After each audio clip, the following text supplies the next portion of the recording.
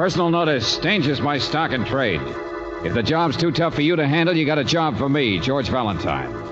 Write full details.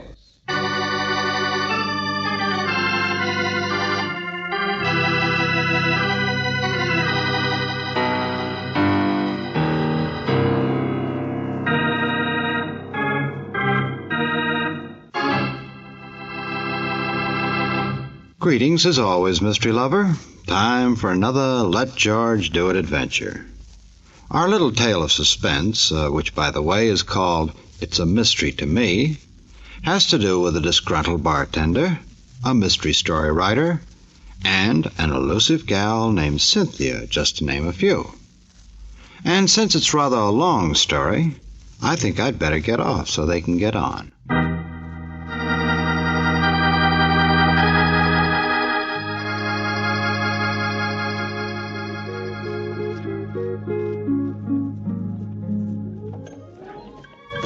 Why don't you want a drink? Oh, never mind. Use up the stools. Keeps the leather in condition. Dear Mr. Valentine, to me, life is hopelessly complex, but with your help, it can be beautiful, terrific, magnificent. To me, life isn't worth living To without... me, it's raining. Here, eat up the pretzels. They're for nothing. Stale, too. Look, we're just sitting here, friend. You don't really mind, do you? Well, I was just going to lock up when you walked in. Library's closed, I guess. Got to read your mail someplace, only... Look, we're waiting for somebody. We'll buy something pretty soon. Chin up. Why? In Joe's Oasis, it rains inside. Have some flat champagne. Oh, business can't be so bad if you sell champagne. A couple was in here just before you. Happy, rich, showing off. You know, it's that kind of a neighborhood. Everybody wants something big and gets it and goes someplace else. To you, life is pretty complex, too, isn't it? Look around you, lady. It's the only business I had tonight. Well, don't shoot yourself, friend. We'll take some coffee. Big sale. I'm out of the red. To me, lady, it's as complex as a 6-foot piece of mahogany with silver on the trimmings. No. And the clearest glass in it you ever saw. Oh, don't be gruesome. To me, life could be beautiful if... Huh? What do you think I'm talking about? Well, nobody ever gets what they want. To me, it's the 6-foot Super View console. What this bar needs is a television set. Only I haven't got the money. Never mind, Joe. I'll get it. Reading room, telephone exchange. I tell you, lady, it's the most beautiful thing you ever saw. Hello, Joe's Oasis. I want to speak to Mr. Marlon King. King? Brooksy, give me that letter. Oh, here, George. Hurry, please. Is that, M.J. King? I called his club. Yes, of course, Marlon. I called his club. They said he was there at the Oasis. Oh, I'm sorry. No, he's not. I'm here to meet him myself. You what? Yeah, that's right. My name's George Valentine. Look, can I take a message? Or do you want him to call you? Oh. No. No, tell him I'll write him. Tell him not to get in touch with me. I'll write him. I'm leaving. I can't wait for him to... Hey, slow down, will you? Who are you? Just tell him. He won't understand, but tell him. Something's happened and I have to leave and... Cynthia. My name's Cynthia. Well, where can he reach you, Cynthia? I'll write him, I said. I don't care if you understand. I won't see him again. I can't see him. Not ever. Look, Cynthia... Oh, never mind. Well, she won't ever see him again, huh? And Marlon King in his letter says, to me, life isn't worth living without a girl I've just met by the name of Cynthia. Well, that was a short romance. Nobody ever gets what they want. Said he'd meet us here at 10 o'clock. Almost 11, isn't it? So look, both of you, will you please let me lock this place up? It's raining outside. To me, it rains a little sometimes, too. All right, friend. All right.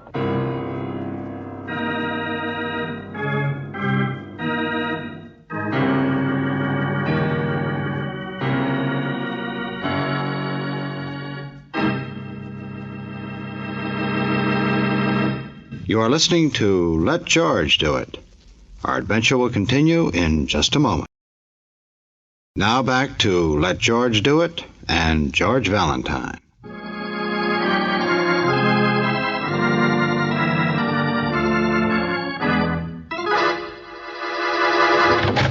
Mr. Valentine! Oh, here you are. I thought I might find you here in your office. My name's King, Marlon. Oh, for heaven's sake. Well, we chased all over looking for you, friend. Never mind. Listen, it's this girl of mine, see? There's something terrible going on, and I need your help. You talking about Cynthia? She says it's all off. Huh? Yeah, grit your teeth, Mr. King. I got a message for you. Cynthia says she won't see you again. Ever. Oh, no. No, she didn't mean it. She loves me. I know she does. She's young and sweet. Well, I think we'd better go talk to her, don't you? No, we can't. I mean, it only makes it worse. She's not that kind. I've asked her what's wrong, what it is, what's happening. She's so sensitive and she's scared about something. She won't tell us. Only Mabel might. That's why I need you. I can't talk to girls like Mabel. I can't. Hey, one girl at a time. Oh, I know. It's complicated and mixed up and hard Just take it easy. Make it simple. Sit down. Oh, no, it's not. I'm so confused. To me, life is complex. What sort of a person are you, anyway, that everything should be so... I'm a mystery writer. Oh. Wouldn't you know? Sure, so that's where I've seen your name. Yeah, scientific crime detection by... Mabel is Cynthia's roommate. Mabel works at a cheap nightclub, a cigarette girl. You see what I mean? Mabel and Cynthia, different as day and night. Mabel's hard as nails, but she came from the same small town years before, and she offered her a room. And then there's the skinny little dark guy named Tony who watches Cynthia. Say, look, tell me something concrete, will you? A locket. I bought Cynthia a locket. It's a beautiful little thing. She wanted it to carry my picture in. You know, around her neck. She wanted me to get a cheaper one. That's the way she is. You can see how close we are to being... Yeah, you bought her a locket. For $200. And she wore it, and she loved it. But I saw how envious Mabel was. She's that kind. And then one day Cynthia said she lost it. And when I asked her, she was scared. She was lying, and she cried. 2 days later, Mr. Valentine, I saw Mabel showing that locket off to the housemaid. Mabel was wearing it. Well, didn't you ask Cynthia? She won't tell me anything. Just says she lost it. Wishes we could get married and go away someplace. And tonight she says she'll never see you again. Maybe this is more than a Dorothy Dix case. Mr. Valentine, I know I tell it backwards. I've got a good, clear brain, only now when I love her so much, it's hard to... Here, help me with my coat, will you? Huh? This is why I kept you waiting. Oh, I had to have it bandaged. Well, somebody just stepped up on the street. Your shirt's all torn, your shoulders... Yes, and my eye will be black in a few minutes, too. Just a big guy in an overcoat. Said I was interfering. I should stay away. Say, somebody really worked you over, friend. He said I should stick to writing mysteries, not trying to solve them. He said unless I stayed away from Cynthia, to me, life would be a marble slab.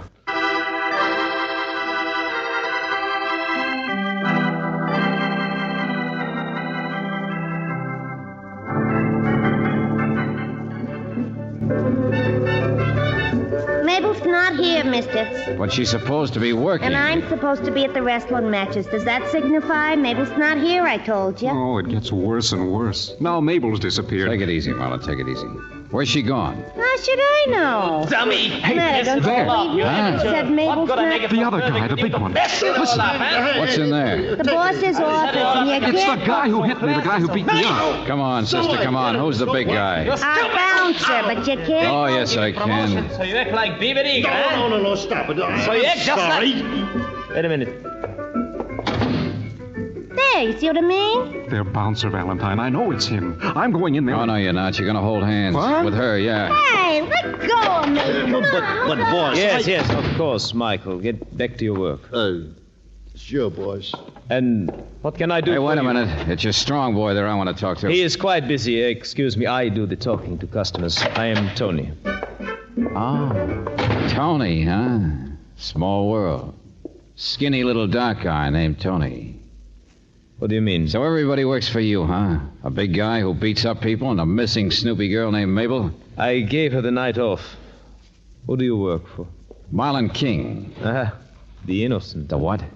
Please, I'm in quite a hurry. You have a subpoena. A subpoena? What do you But of course, no, not at this time of night. My lawyers will call you in the morning. Yes, the strong man works for me. It's quite regrettable. Such muscles in the head. Say to Mr. King, please, how I am sorry. My lawyers will make sense. Hey, not so fast, Buster. Why did you sick the I am muscle on? quite busy. Good night. Suppose I ask you about a locket. Locket? Oh, what's so funny? Alas, the poor innocent. Now go on, get out. Look, Buster, I'm staying here until you explain what you know about a girl named Cynthia. What are you and your hired hands trying to do? You see? Gun permits me to have this gun. Never mind, I'll take your word. It permits me to ask you to leave. For Mr. King, I'm quite sorry. For you, I don't want to be. Yeah, I can see you're crying. Just don't wait. To me, why should life be so full of stupids? Get out! Get out!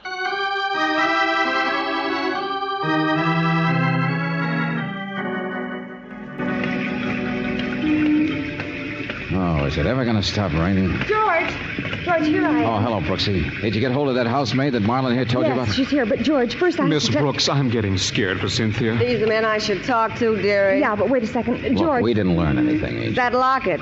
Boy, a beauty it was, too, if you like them old-fashioned kind of... She knows all about the locket, George. But that Mabel didn't steal it or make Cynthia give it to her. No, it's because my brother's in the buy and sell. You know, a pawn shop with trades, that's all. What are you talking about? And Mabel, she give it to me, see? You know why? Because Cynthia wanted to trade it for a real gold set of earrings she's seen in his window once. Only she didn't want the sucker who gave her the locket to know about it. What?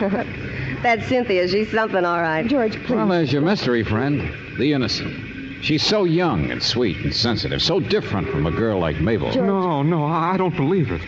To me, she's always... Do you be quiet, Mr. King. George, the important thing is, didn't you see Lieutenant Riley's car? But listen, she's in trouble. Hey, She's wait a in minute. danger. Wait. What did you say, Brooksy? The mystery isn't Cynthia, George. It's Mabel. Mabel's dead.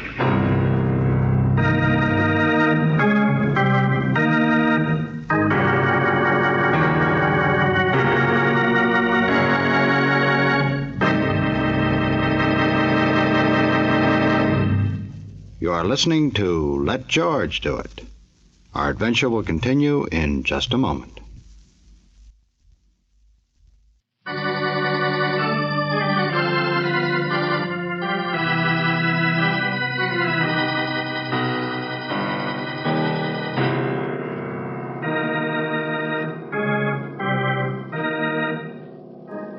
And now back to George Valentine. To me, life is hopelessly complex, the man wrote. And for Marlon King, it apparently is, at least when it comes to love.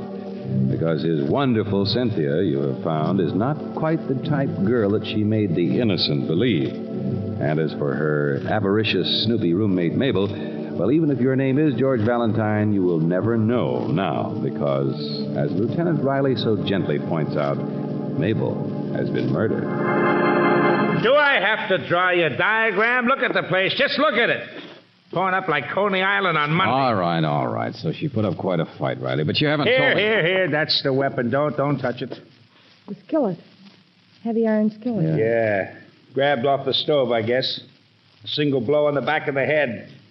The body was here in the kitchen hall. The porter found it when he came up to deliver something. Mm-hmm. Single blow. But all the earmarks of a big fight. The stuff spilled in the kitchen, the telephone knocked crooked. Maybe she tried to grab for it. Be careful. That needs to be dusted, too. Fingerprints? Sure, in a crime like this. As a matter of fact, she did try to grab the phone for help. Or somebody did. The switchboard girl says the light went on for a second, but then off again, so she didn't plug in. When was that? Oh, about 2 hours ago. Doesn't remember exactly. Didn't anyone hear anything? The neighbors were all asleep. There's back stairs to the alley off the rear porches. That's how the killer left. Kitchen door, huh? How do you know? We found the weapon tossed in a trash can up the alley. Crime of passion. Well, you'll have plenty of clues right here. Yeah, the technical boys are on their way now. But you've already formed another idea. Haven't you? Hey, Marlon, Mr. King. Here, Mr. Valentine. I guess the lieutenant wants to see you now. I'll be with you in a minute, Riley. So this is the expert, huh? Knows all about crime, scientific detection, the habits of criminals. But when it comes to the habits of women... Oh, Lieutenant, don't. He's all mixed up. Yeah. He thinks he's in love with Cynthia, and you're I not. know. I've got it coming. But at least I was right about Mabel. I'm sorry she's dead, but, well, you know what she was like. Oh, yes, my friend, yes. Little Mabel here was the kind of a girl who was always in trouble. It's not surprising she got what she did. I thought Cynthia was different. I mean, she Yes, you're so innocent. I know. You got taken in. But the hired help will tell you the same thing you found out through that business of the locket she got out of you. Just for laughs and a set of gold earrings. To them, Cynthia's even tougher than Mabel, my friend. I know now. Mr. King, the doctor tells me Mabel died approximately 2 hours ago. Well, now, come on, think back. That's about the time Valentine here was in Joe's bar, isn't it? Oh. And remember what we told you Cynthia said? She was in such a hurry. She apparently called from home. She had to leave. Something had happened. But I don't know where she could If have... life weren't so complex to you, you might see some of the simple things. What she was really like, and that she was up to something, and Mabel did snoop on her, and what Lieutenant Riley means. Oh, I know where he's staring. To me, Cynthia was always... Well, Mabel worked for that guy Tony who had me slugged. Why didn't you... Oh, we'll round up him and his strong arm, all right. To me, sucker, life is simple. To me, that Cynthia of yours is an obvious grade A suspect for murder. Well, Riley, to me, Cynthia's a girl who carried gray gloves. Huh? Yeah, and a black purse with a big gaudy thing on it. What do you say? She had one like A couple that. of suitcases because she was going to run away someplace. Oh, what to me, are you... Riley, Cynthia's a girl whose body's been jammed into a closet out there on the back porch.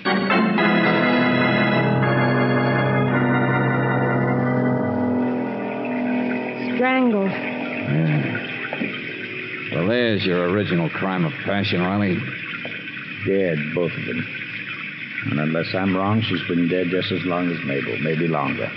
It's not simple anymore, is it? Oh, I found the gloves over here in a purse. Suitcases were thrown behind the broom closet. All packed and ready for a trip, wasn't she? Nicely dressed. No ornaments, though. Wristwatch. Oh, yeah, her earrings, too, from the innocent. Don't touch any of that. Don't worry, Riley. I know what you're thinking. But I'll give you something else to think about. Wearing a raincoat, rain hat. And the suitcases. That's right, Angel. Packed and ready to go. There's a back stairway. And down at the end of the alley, a neon sign says garage entrance. Here, let me see your purse. I'll open it. Yeah, there we are. Keys. Car keys. Apparently had her own car. And so she might have been killed just as she came out the back door to run down the stairs. Uh-huh. And the kitchen door was open. So maybe all that struggle out here and through the hall was put up by Cynthia instead of Mabel. Which came first, the chicken or the egg? So what? George, look. Rejoice and be happy at Joe's Oasis. What? Matches in her purse. This is 14th Street, isn't it? Must be right around the corner. And here, a cork from a champagne bottle. Remember flat champagne? Hey, come on, let's go. Hey, Lieutenant, we got him. What in the name of heaven's going on? Got him. That Tony at the airport. He was just about... Well, look who's here. Trying to run away someplace too, Tony? What? Look, what is this? I thought you were trouble when you came crashing into You my... gave me double talk tonight, Buster. I'll give it back to you. The champagne cork, Joe's Oasis. Mean anything? Well, of course. We were there, Cynthia and me, George, but... they were the couple who were there just before us. Is there law against it? You have a law? Some more double talk. This is for you, Riley. His face isn't scratched, but he's got on a tweed coat. And if she'd scratched his Get coat... your hands off me. What are you driving at? Life is complex, but murder is simple. When a person is strangled... I'm one jump ahead of you, pal. They scratch, they fight, they claw out to protect themselves, particularly if it's a woman. So under the fingernails, you always... Wait. You said... Oh, cut out the innocent act. You hired a thug. The girl named Mabel worked for you, keeping tab on Cynthia. Yes, Mabel, she introduced me, helped give me a pitch with Cynthia. The strong man, he was to keep Mr. King away. Competition, that's all. Competition? I was to the airport to meet Cynthia. I was to the bar for celebration because she accepted. What is happening? Where is she? Where's Cynthia? Take it easy, Tony. Look behind you.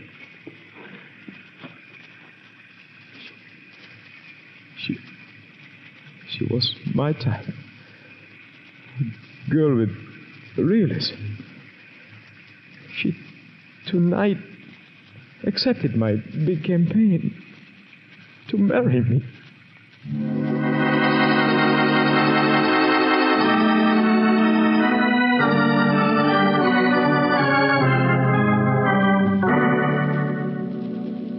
Now, look, Joe, the man said he was in here, in the Oasis, with this girl. Of course they were here. It's that kind of neighborhood. Happy, rich, showing off.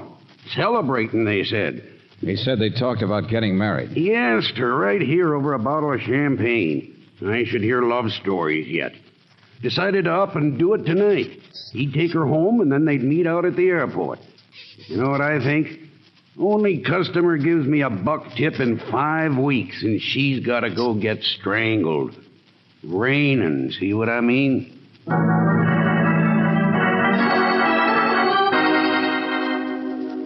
I was talking to the switchboard girl, Mr. Valentine. I didn't pay no attention. I came walking down the street, this Tony. He kisses her, she goes upstairs, he hops in a cab.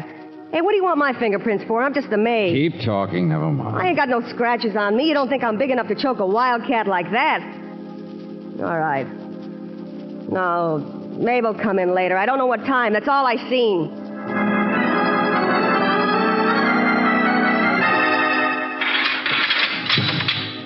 You can't lock me up like... Hey, you! Flatfoot! Sergeant! Come back here and let me out. Take it easy, Michael. Take it easy. You're in for assault and battery. Now, look. The boss said he'd make it up. He's loaded with dough. You never saw such a spender.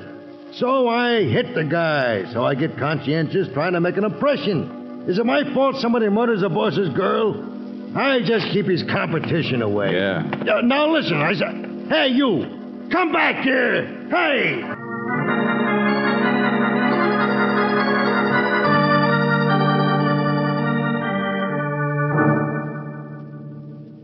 A crime of passion and not one single solitary clue. Not one single solitary fingerprint. Holy mackerel. Take it easy, Riley. Take it easy. It's almost over. Huh? Yeah, we've got our evidence. The murderer won't make a mistake, Riley. He'll slip. He'll catch himself.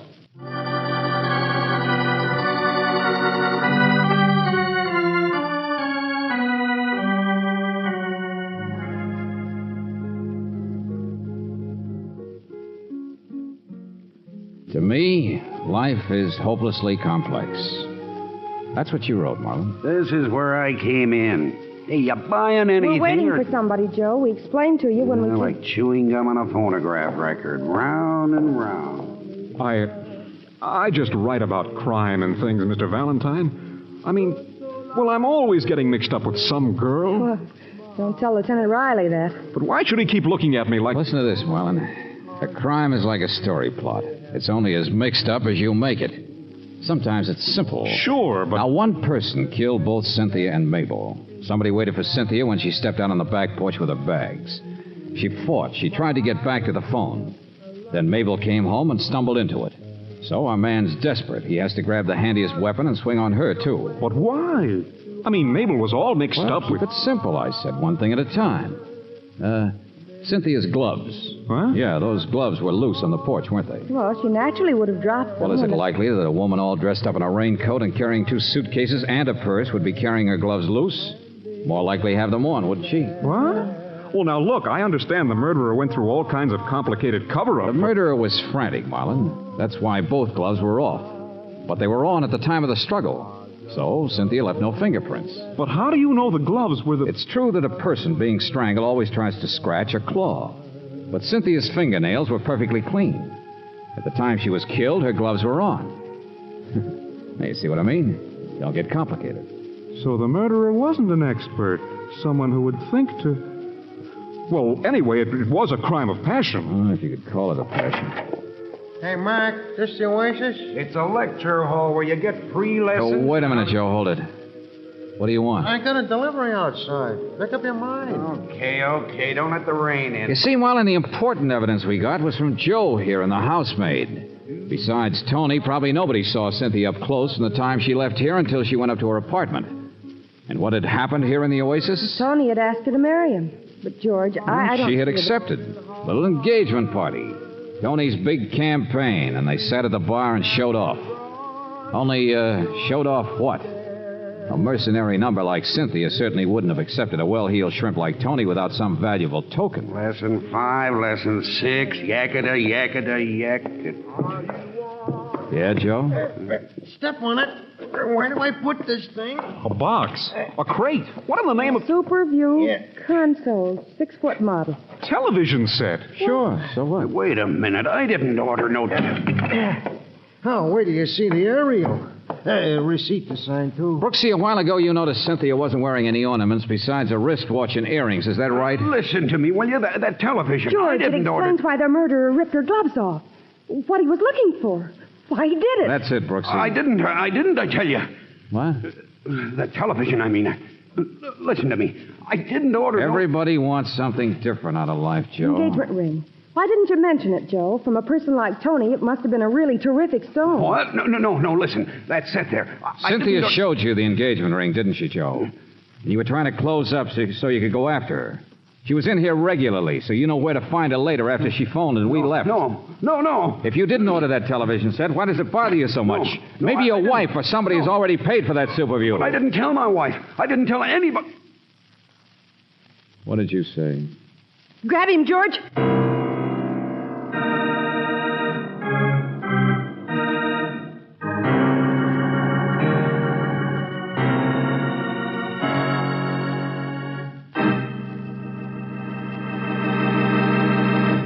back to the conclusion of our Let George Do It adventure in just a moment.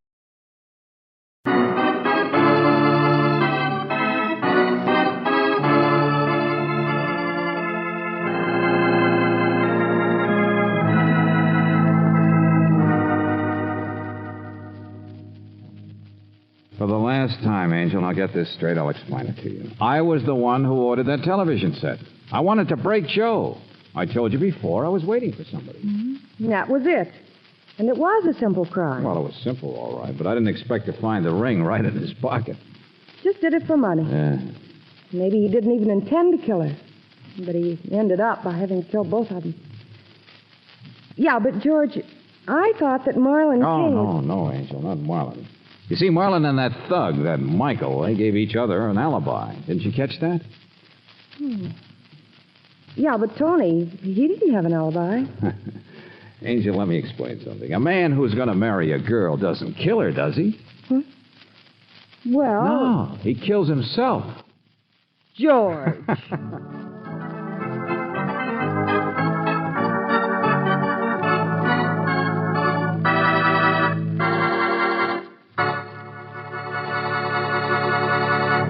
You have just heard It's a Mystery to Me, another Let George Do It adventure.